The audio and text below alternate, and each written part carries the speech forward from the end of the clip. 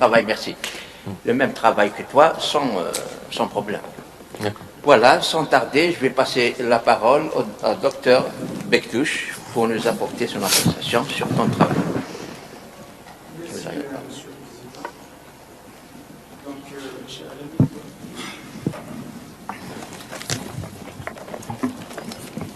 Bon, merci Monsieur le Président. Donc je commencerai par féliciter M. Merabet pour avoir mené à terme sa thèse de doctorat. J'espère qu'il a ouvert la voie aux doctorants de notre département. C'est le premier en doctorat LMD. J'espère qu'ils vont suivre la voie de Merabet et voir des doctorants soutenir très prochainement. Je crois que le travail qui nous a été présenté par M. Merabet est un travail de qualité à tout point de vue, que ce soit sur le plan si vous voulez, forme ou fond.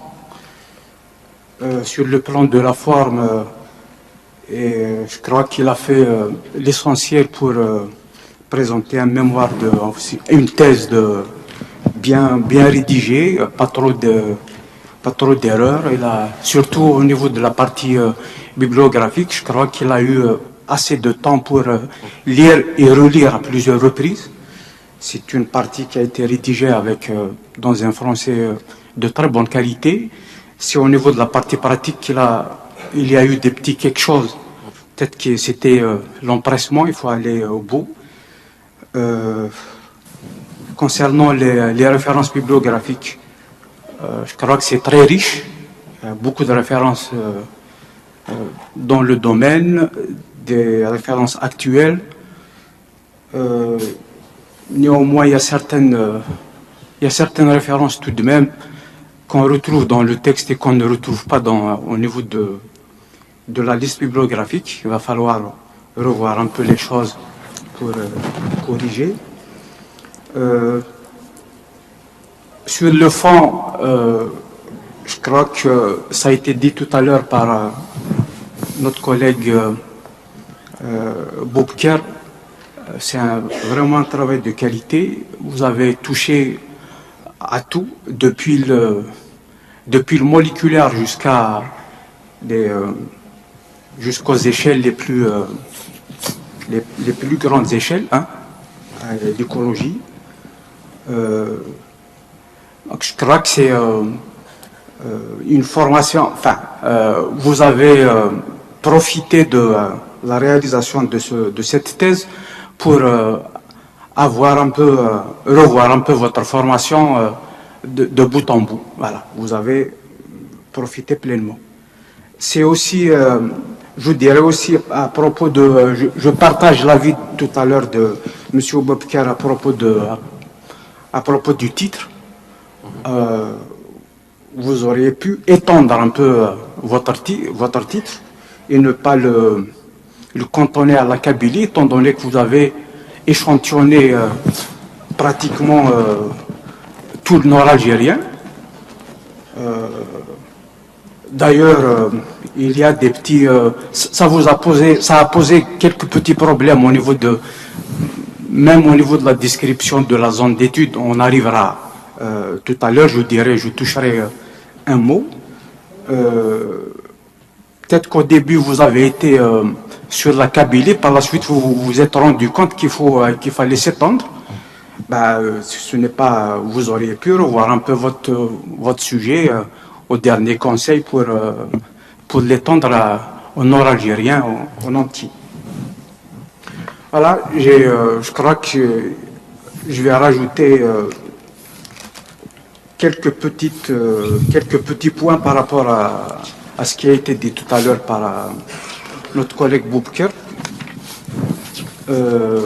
J'irai tout d'abord vers la partie matériel et méthode à la page 69. parfois des remarques de forme, parfois c'est pratiquement des remarques de forme. À la page 69 par exemple, vous avez donné une figure, les moyennes des précipitations mensuelles.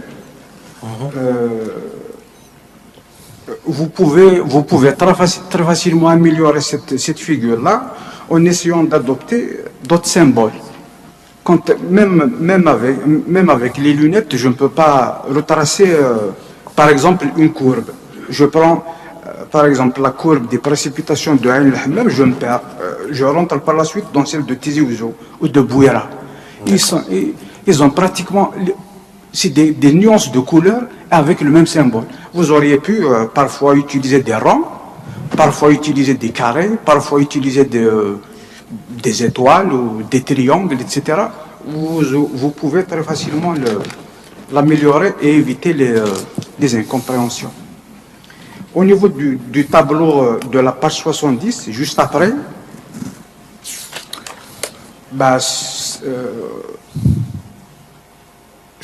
quand vous regardez les stations, le nombre de stations et le nombre de points altitudinaux que vous avez donné, il y a un qui manque. Lequel qui manque, je ne sais pas. Ça doit être Sidi Aïch. Parce qu'il y a un décalage. Il y a un décalage. Le dernier que vous avez donné avant Béjaïa, c'est 1450 mètres d'altitude. Le 1450, c'est Tel Guilf. C'est pas Sidi Aïch. Il y a un décalage, donc il faut revoir et il y a une donnée qui manque. Et puis même, pour vous dire qu'au niveau des données,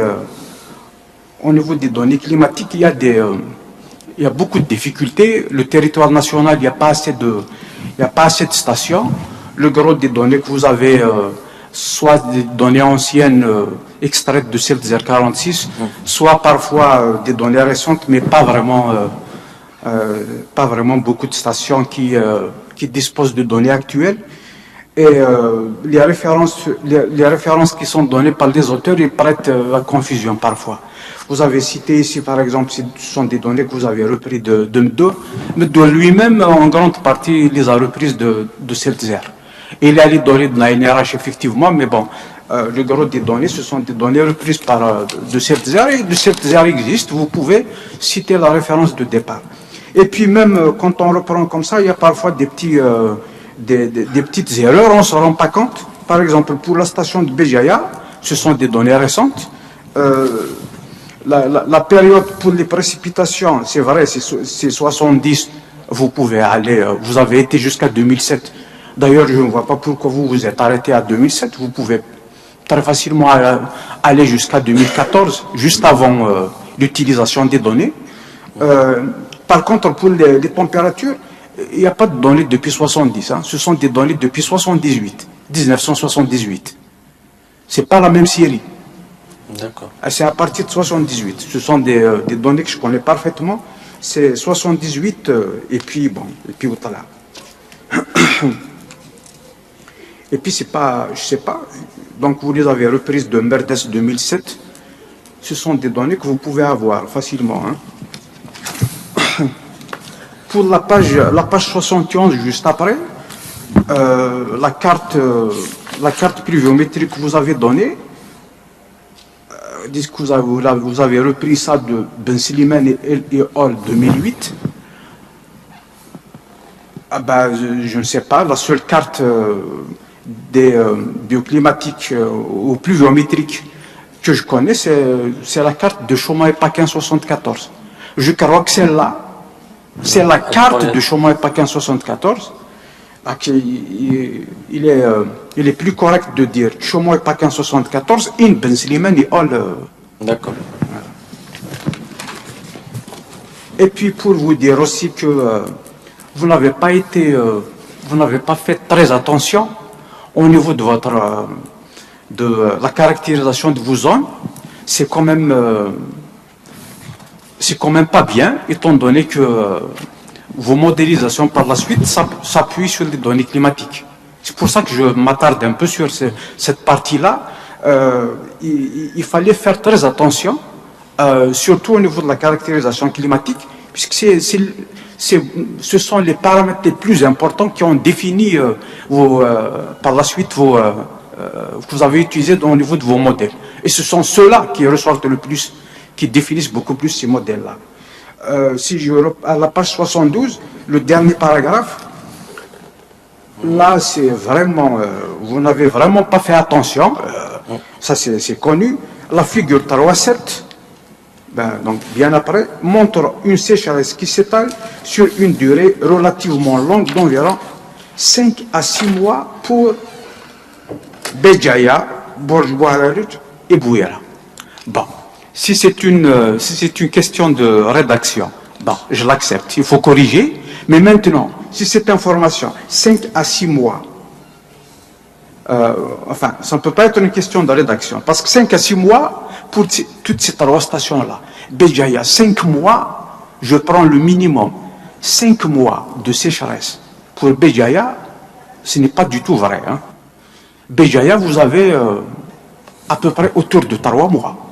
Et puis regardez bien votre climagramme, votre diagramme ombrothermique de Banyuls-Sigocène, vous allez vous rendre compte que Béjaïa, ça ne peut, au maximum, ça ne peut pas dépasser 3 mois et demi. Voilà.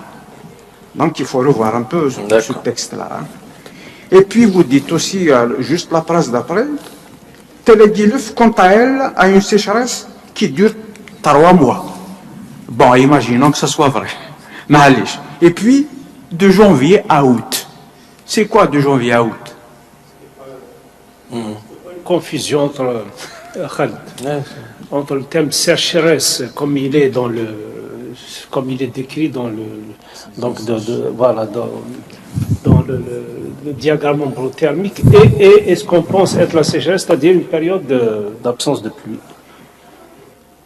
Enfin, mais... C'est ça, parce que si tu dis Béjaïa, il n'y a pas 5 mois de sécheresse, il faut peut-être qu'il précise comment il a estimé ce caractère de sécheresse, parce que si c'est pendant 5 mois il n'a pas plu, il ne pleut pas, ou c'est 5 mois où la courbe des pluies passe sous les températures, c'est ça. Non, je pense que la chose est très claire, parce qu'il cite plus bas, P supérieur ou égal à garantie, c'est-à-dire que c'est la méthode de Banyuls-Sigocène, puisque c'est la méthode de Banyuls-Sigocène, tout ce paragraphe-là, il faut le revoir. Il faut faire attention. Hein.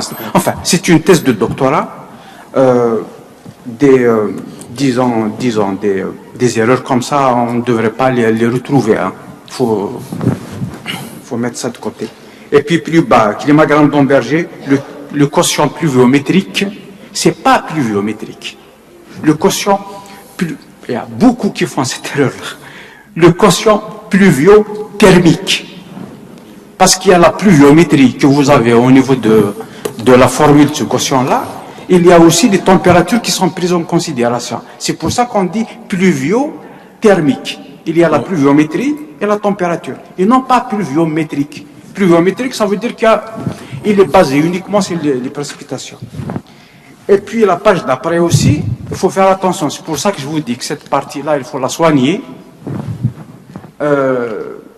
Vous passez de Q2 à Q3 sans même se poser la question, même après. Hein.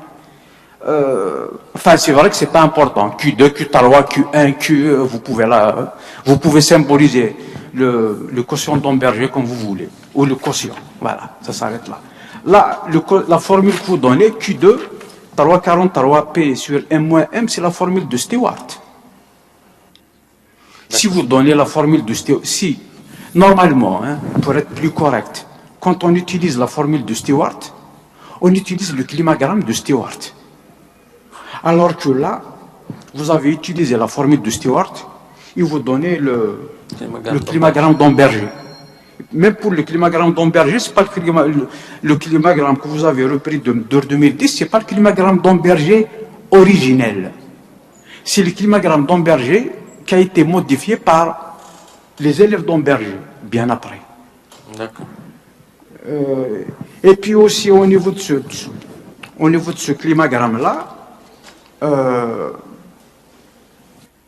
on retrouve des informations que vous n'avez pas que vous ne donnez pas dans les. Vous avez donné des stations au tableau 3.1. Ce sont ces stations-là qu'on devrait retrouver sur ce climagramme. Alors, quand je regarde les stations que vous avez ici, il n'y a pas Akbo, il n'y a pas Dra al-Mizan, il n'y a pas Yakouren. Vous donnez les données pour ces stations-là, par la suite, on ne les retrouve pas au niveau de la figure. Et inversement, vous avez la station de Tikjda que vous n'avez pas dans les stations de départ. D'où vient le Tikjda? Bon, enfin, c'est pas grave, c'est rien, mais bon, ça veut dire que vous avez repris un kilogramme où il y avait déjà le Tikjda, vous l'avez laissé. D'ailleurs, regardez le point du Tikjda. Le cercle du Tikjda, il est plus gros par rapport aux autres.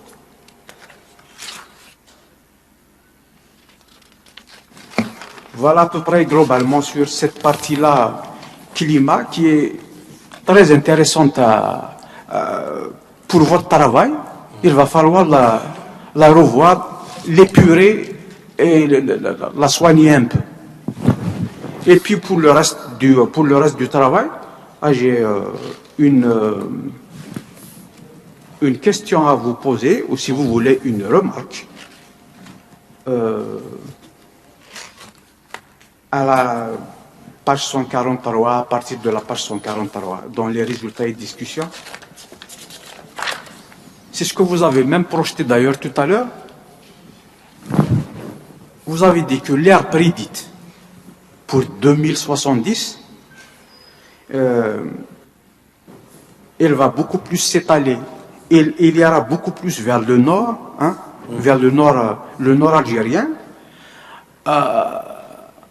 Alors que quand on regarde un peu le paramètre qui a beaucoup plus contribué à ces modèles-là, c'est le bio 019, le bio 19. Le bio 19, ce sont les précipitations hivernales. Exactement. Si ce sont les précipitations hivernales qui contribuent le plus, à 88%, ce sont celles-ci qui contribuent le plus. On va revenir un peu à ce qu'on vient de dire tout à l'heure à propos à propos du climat, ou des précipitations si vous voulez, puisque ça parle de précipitations. En Algérie, nous avons, si vous voulez, une variabilité en termes de précipitations sur deux gradients. Nous avons deux gradients. Il y a un gradient nord-sud. À chaque fois qu'on s'éloigne du bord de la mer, en allant vers l'intérieur, les précipitations diminuent. Il y a un deuxième gradient. En allant des basses altitudes vers les hautes altitudes, il y a un deuxième gradient. Et apparemment, c'est beaucoup plus ce deuxième gradient qui joue le plus. C'est le gradient altitudinal qui joue plus dans la variabilité en termes de précipitation. Donc, je me suis dit, comme ça, je ne sais pas comment vous avez fait votre modélisation, je me suis dit, est-ce que ce n'est pas plus le résultat qu'on aura en 2070, au lieu que ça soit un cantonnement de ces espèces-là au niveau de la frange littorale, est-ce que ce n'est pas plutôt un cantonnement au niveau des massifs montagneux? Voilà, on va retrouver par exemple au niveau des Babor, au niveau de l'Akfadou, au niveau du Djurdjura. Est-ce que ce n'est pas plutôt ceci? C'est vrai, il faut prendre plutôt la partie nord, et puis par la suite, il va y avoir des îlots au niveau des zones montagneuses. Il me semble que c'est plus facile à comprendre et à expliquer que de dire c'est beaucoup plus plutôt le bord de mer. Voici la question que je me pose, c'est à vous de me clarifier. Voilà. Donc c'était pour la salamandre. Voilà. Donc là, je peux me permettre, donc on voit que la zone rouge, donc qui correspond à une forte probabilité d'occurrence, elle ne correspond pas totalement au plus grand massif. Autrement, si c'était relatif à l'altitude, on l'aurait retrouvé par exemple au niveau du Djurdjura. Alors que là, ça correspond beaucoup plus au littoral de Bidjaya et désuso plus que en massif montagneux avec des grandes altitudes. Si c'était par rapport aux altitudes, on l'aurait par exemple retrouvé ici. C'était en termes de cumul de précipitations. Et ce qu'il faudrait peut-être mentionner, c'est que les données donc s'étalent de 1950 à 2000. Donc ça aussi peut jouer un rôle. Et bien sûr, le résultat, je ne l'ai pas discuté. L'hypothèse, ça veut dire que je l'ai formulée après avoir lu d'autres types de travaux qui ont été faits par exemple sur les oiseaux, des espèces d'oiseaux, au niveau régional, au niveau méditerranéen. Donc il y a le groupe d'experts, comme je l'ai mentionné dans les références, l'IPCC, donc le groupe d'experts intergouvernementaux sur le changement climatique. Ils ont prédit une projection climatique, donc de précipitation, qui explique, du moins à notre sens,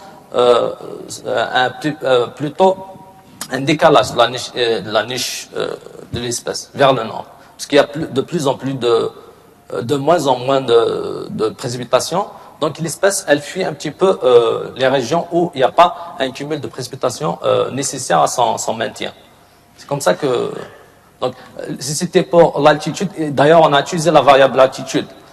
On l'a inclus dans l'analyse, mais elle n'a pas donné un grand pourcentage de contribution. Maintenant, bien sûr, je ne peux pas être formel sur ce sujet. Je pouvais avoir raison, mais mon hypothèse n'est pas, elle s'est basée sur les projections climatiques. Donc, quel est le changement que connaîtra l'Afrique du Nord, et là, je dirais particulièrement à l'horizon 2070. J'ai essayé d'expliquer le résultat par rapport à ça. Ok, très bien. En fait, de toute façon, je comprends très bien ce que vous dites, mais je ne sais pas, est-ce que ça veut dire, par exemple, d'ici, même aujourd'hui, si c'est vraiment ceci, il devrait pleuvoir plus à Béjaïa qu'à Adkar, alors que ce n'est pas le cas. C'est vrai, le nord, c'est très important, il faut que ça soit vraiment la frange nord, mais au niveau de la frange nord, on devrait avoir, par exemple, un peu plus de couleurs chaudes au niveau des pics montagneux. Enfin, peut-être je peux, je ne sais pas, parce que peut-être que c'est pas uniquement. Il y a, c'est vrai que c'est 88%, c'est le bio 19. Mais peut-être qu'il y a aussi les autres paramètres qui jouent, hein. Je ne sais pas. Bien sûr, voilà. Certainement qu'il y a d'autres paramètres. Par exemple, là, le modèle ne prend pas en compte les facteurs biotiques de l'espèce.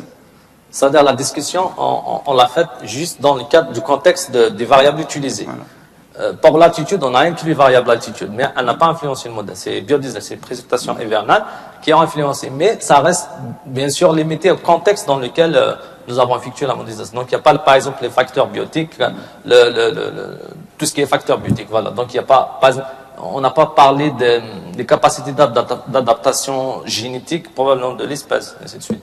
Donc ça se limite au contexte des variables climatiques et des données utilisées pour la modélisation. Ok, merci pour votre réponse. Merci. Je voulais juste enrichir un tout petit peu ce débat qui est très intéressant parce que quand on parle de montagne, c'est vrai qu'il y a l'altitude, le mot altitude, et puis dans le modèle que tu as développé, tu as mis les précipitations. Mais je voudrais te poser la question, et je sais que tu as la réponse. As-tu constaté la différence de présence de l'espèce entre le versant nord du Djurdjura et le versant sud? Les stations, le nombre de stations où elle a été trouvée sur le versant nord, je pense qu'elles étaient plus nombreuses que sur le versant sud. Est-ce que l'effet exposition nord-sud, même si c'est la même altitude, n'a pas... Oui, mais on n'a pas la réponse, c'est ça. Voilà, exactement. La différence entre l'exposition... Quand on démarre un projet comme ça, quand on démarre un sujet comme ça, on ne peut pas répondre à toutes les questions. Parce que je pense qu'il faut affiner ça. Parce que tu utilises le modèle bioclimatique d'Amberge et tout ça. On sait très bien que ce modèle est basé sur la bioclimatique. Mais le terme bio, ce n'est pas les animaux, c'est les végétaux. Hein. Et ce n'est pas tous les végétaux. Il y a quand même, c'est des familles, etc., qui répondent plus facilement aux aléas climatiques que d'autres. Donc, il est très difficile de transposer un peu tout ce débat sur des animaux des amphibiens qui sont d'abord le basique de leur présence, c'est l'eau.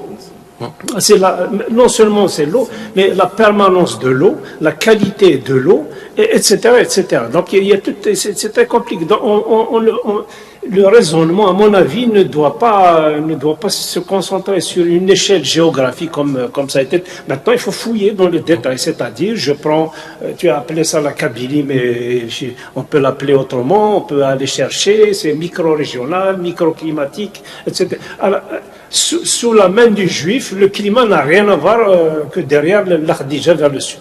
Il faut quand même, et pour des amphibiens comme ça, locomotion réduite, etc. C'est pas des oiseaux. Hein. Un oiseau coup d'aile et il fait des kilomètres. Hein. Un amphibien, il lui faut, je sais pas, autre chose pour se déplacer. C'est juste pour enrichir cette question qui mérite d'être développée plus tard.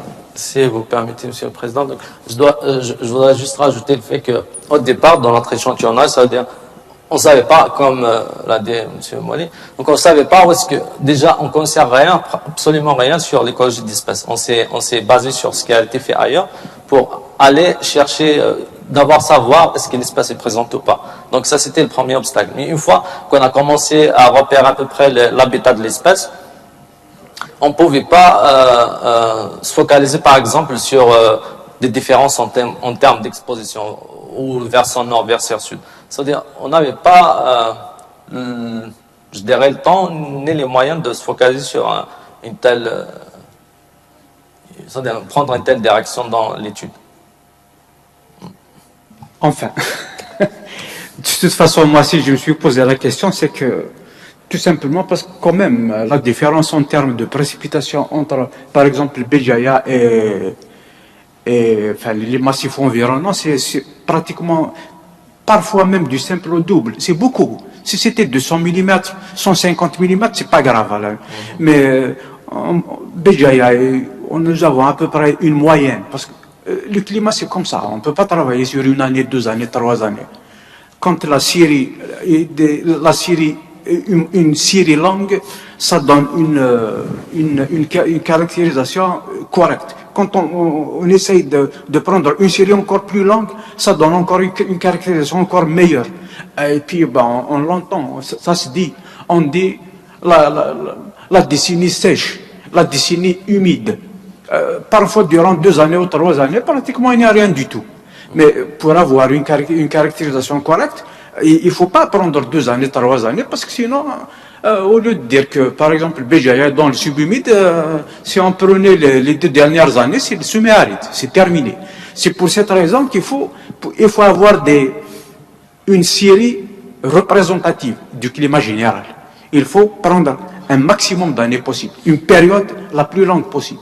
Et quand on prend comme ça des périodes longues, Béjaïa, il pleut pratiquement entre 700 et 800 mm. Voici la moyenne. 700 à 800. Alors que si vous prenez l'Akfadou, si vous prenez le Djurdjura par exemple, le Djurdjura, Athouaben, c'est plus de 1200 mm de pluie. Et Athouaben, ils sont dans un creux. Si on prenait le Tikjda en haut, c'est encore plus. C'est ça, c'est comme ça. On dit que les précipitations augmentent avec l'altitude. Il y a des gradients. Un gradient, je crois que le gradient donné par Seltzer 46, c'est de 0,4 à 0,8. C'est-à-dire 40 mm. Une augmentation de 40 mm de pluie à chaque fois qu'on s'élève de 100 mètres en altitude. Imaginez alors combien. On passe de 0 à 2000 au niveau du Djurdjura. C'est vraiment, la différence est extrêmement importante. Mais il faut faire attention aussi au niveau des extrapolations qu'on fait. On ne fait pas les extrapolations n'importe comment.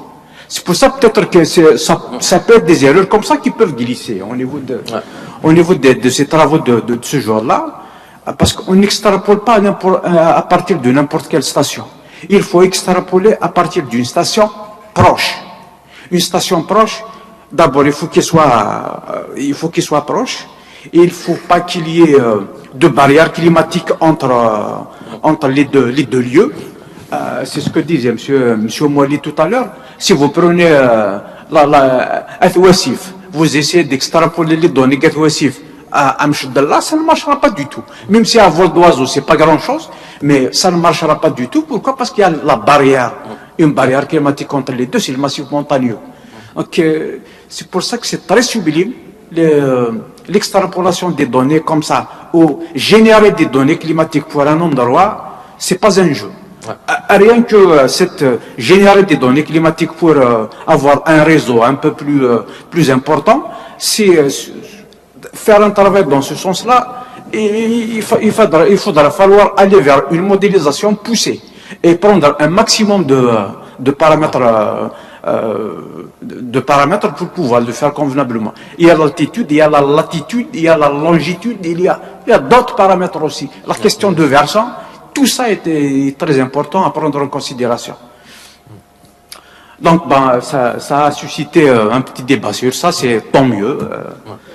Et je crois que je n'ai pas grand-chose à rajouter. Je